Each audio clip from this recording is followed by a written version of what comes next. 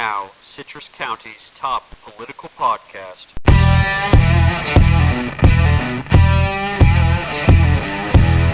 At some point you look around, and you're the only one. It's pretty good. And just like that, the perspective shifts. Paging Bobby Winsler to the microphone. On in 3, 2. Welcome in, coming to you from the Concurrent Media Network in the heart of Citrus County. However you're making us part of your day, whether it's Apple Podcasts, Spotify, the iHeartRadio app, or even through the Concurrent website, we are sure glad you're joining us. Today's show is brought to you by the Concurrent, your newest outlet for Citrus County opinion-based news. Check out the Concurrent, read, listen, watch, discuss at theconcurrent.com. Welcome to the conversation. This show is sponsored by us. So there is a county commission meeting today. According to the agenda, it doesn't look like there's anything too controversial. Oh, wait, just another fee hike it comes to landfill management. They'll take the fee from $25 to $27 for residential charges, some additional permit fees, things like that. Chairman Scott Carnahan is also going to bring back an idea which he tacked on at the end of last meeting. It uses 100% of the proceeds from the sale of Betts Farm toward the new animal shelter to reduce the amount that the county has to finance. We'll talk about the shelter today from a couple of different aspects that we haven't touched on yet. And then in the second segment, we'll get into the difference between governing and gambling. Let's start here, though. Have you ever worked a job and known you were near the end of the line? This could be either because you've outgrown the position or the company is ready to move on. But regardless of which side it's coming from, I think that most people, and likewise most employers, know about a year out from the decision being acted upon what direction they want to head in. About a year out. In reviewing the County Commission agenda today, I saw something that has been on the agenda almost every meeting since December 8th of last year. Under outstanding items, it says, quote, consider a half-cent local option sales tax, end quote. This idea to raise the sales tax seems to stem from a strategy retreat that took place in early December, and that retreat does have a video outline to go along with the meeting outline, but I looked at the minutes. They were only about a single page long, and the meeting started at 9 and adjourned at 2:30. So I just didn't have time, only seeing this line item this morning, to go back and watch a 5.5-hour meeting, but I will. Yeah, I will. So knowing that the consideration of raising the sales tax has been discussed, which would need to go through a ballot initiative the whole county would vote on, rather than just a commission vote, then some of the commission's actions either become more questionable or more explainable. In March, the commission followed through on giving away $300,000 to local nonprofits who presented at their meeting. This was after the board had voted to give away $250,000 to 5 nonprofits, split $50,000 each, earlier that month. Had that money not been distributed, then it would have gone back to the county's general fund. Now, the argument for why it should be distributed is that it was CARES Act money intended for relief, and nonprofits had the distribution network to get that relief out there. I agree with this assessment, but as the fund allocations to the United Way and to the Chamber of Commerce that we discussed last week indicated, the county drastically overestimated demand. Now we could reshuffle that money that went to those two organizations around, but this $550,000 is out the door, not coming back. So the argument for taking it away from the community and putting it back into the county general fund then becomes about fiscal conservatism rather than big government. So let me phrase it to you like this. There's an argument made by monthly payment guy. And look, if you're a monthly payment guy, that's fine. We all have different fiscal strategies. But what I mean by monthly payment guy is someone who determines affordability based in the moment. $100,000 car can feel affordable. Stretch that loan 10 years instead of 5. Put teaser rate on the front end.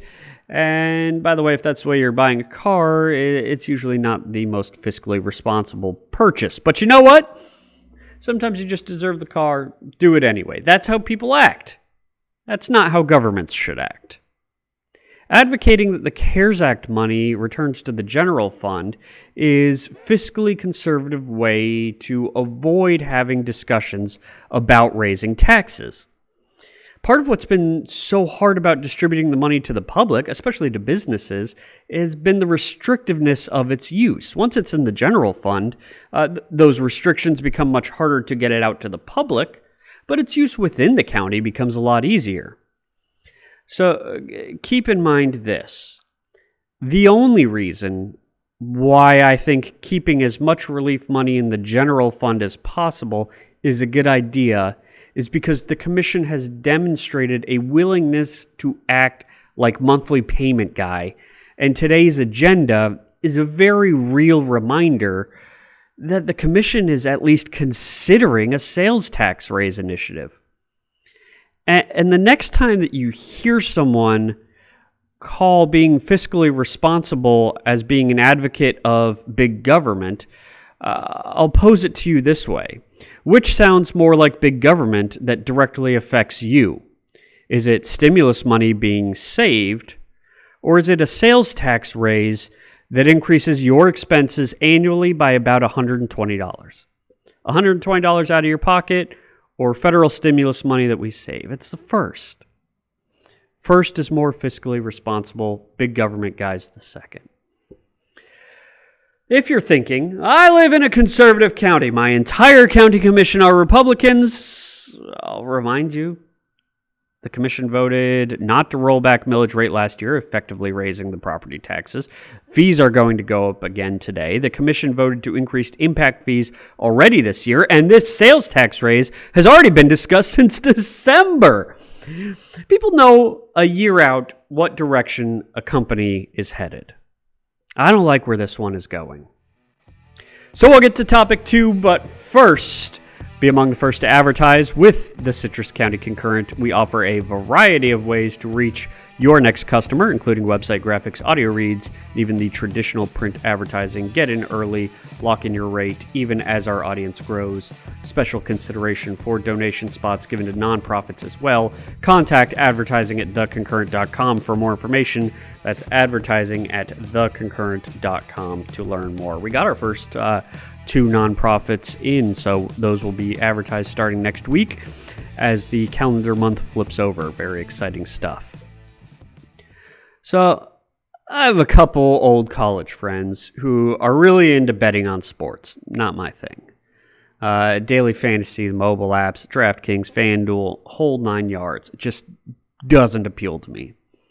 But one of these friends who it does appeal to, Johnny I, he finally decided one day that he's going to do it professionally, a full-time job. And I'm intrigued, so I get to talking to him about it. And I ask him how often he needs to be right. When do you need to win? How often does he need to score in order to sustain this as a job? I'm thinking like 80% of the time. He said it's complicated. There are a lot of different styles of bets you can place. But essentially, people say you have to win, you have to be right about 55% of the time. He was aiming for 57.5 to be his benchmark. A little ambitious, he said. Let me repeat that. To gamble professionally and to do it so well that your full-time job is reading stats, predicting trends, and taking calculated big risks based on the research as your job means being wrong 4 out of every 10 times is acceptable. And that's really doing it well. Johnny's been at it for about 2 years now and is still going strong. But I wonder how many people who tried didn't even get that far. So it astounds me that every motion made in the commission meetings, especially those about big money decisions, passes and usually passes on the first vote. In fact, I can only think of one, and it was about putting up flashing signs in front of a church school, and the commission looked like they were going to approve the expense at first, but then changed course. Commissioner Ruthie Schleybaugh, to her credit, kept an open mind, changed her mind right there on the dais. It was nice to see, but that was only for $30,000 over signs. There's a difference between governing and gambling. I believe that to be true. But I don't think we should assume that it's a big difference. The county can collect data, review the research, and make their picks as to what they vote on, but some things are going to miss. And when they do, the commission should at least be able to answer why the choice was made. Let me flip it back to a sports example. The Dallas Cowboys last season started with a 1-3 record. The one win was a recovered onside kick and some other wild plays against the Falcons. Should have been 0-4 to start the season. Then their quarterback gets injured. And a couple weeks later, they have a pretty good Minnesota Vikings team on the road. So if I were a betting person, I'm not, but I would have bet on the Vikings. I would have lost. Cowboys won that game. And I would have at least had plenty of reasons that I just listed to tell my wife where the $20 went. So, I'm waiting for a reason as to why the animal shelter needs to cost at minimum $8 million. It appears to be because Lake County spent around $7 million on their shelter, and that was the model the county was initially going to use. I don't know enough about this stuff to be able to form a truly informed opinion, but let me extend the sports example for a little bit. In Tampa, the Buccaneers play at Raymond James Stadium. The Tampa Bay Lightning, the hockey team, play at Amalie Arena. Raymond James opened in 1998, and in 2020 dollars, the stadium cost roughly $268 million to build, $268. Amalie Arena opened 2 years before that, in 1996, and in 2020 dollars cost about $243 million. So $268 to $243. Now Raymond James holds 3 times the size of Amalie, and it's outdoors, so the Amalie has cooling system and everything else that goes into maintaining a dome. So these prices make sense to me.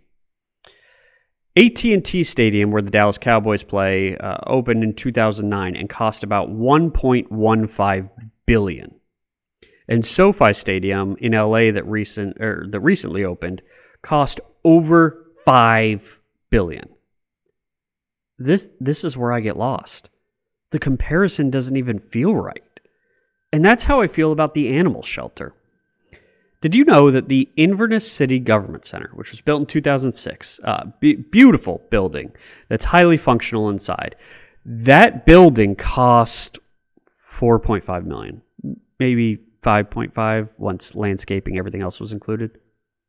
That's it. That building that runs our largest city's operations costs roughly half of what we're estimating an animal shelter will. This to me is like the cost of SoFi in LA versus the cost of Raymond James in Tampa. I get things cost money. The disparity is just so large, I can't understand. Now, NFL owners are a lot better businessmen than I'll ever be. Commissioners know a lot more about government than I ever will. So I'm chalking this one up to personal ignorance. But I'm hoping there's a chance, just a chance. Commissioners slow the roll on pushing forward with this project until the costs can be re-evaluated. Part of which I believe Chairman Carnahan is trying to do with the proposals like his one today. Governing shouldn't look like gambling, but we can't assume anything higher than a 55% success rate of ways to move forward, regardless of how confident in our choices we might be. That's all from the Bobby Winsler Show. Follow Concurrent on social media for the latest updates, and we'll be back next Tuesday at noon. If you want to join this conversation, find us on social at the Concurrent Facebook, Twitter, or go to the Concurrent website and post on our discussion boards. Today's show was sponsored by us. The Bobby Winsler Show is available on Apple Podcasts, Spotify, iHeartRadio, the Concurrent website. See you next week.